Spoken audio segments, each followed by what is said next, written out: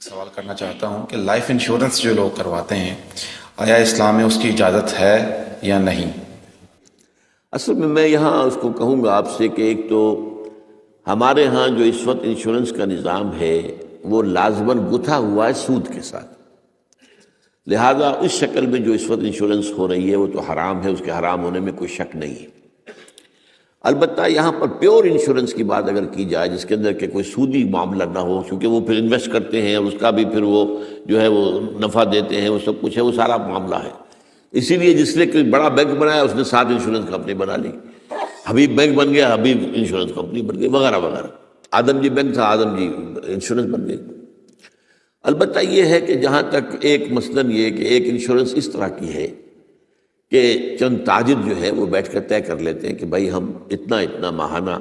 ہم سب جمع کریں گے تاکہ ہم میں سے اگر کسی کو بڑا لاس ایک دم ہو جائے تو ہم اس کو کمپنسیٹ کر کے اپنے پاؤں پہ کھڑا کر دیں، تو اس کو کوئی حرام نہیں کہہ سکتا، جائز ہے۔ یہ تو ایک کوآپریشن ہے، کوآپریٹو ایک آپ نے بنا لی ہے، اس کوآپریشن کے حوالے سے اس کو کون حرام کہے گا؟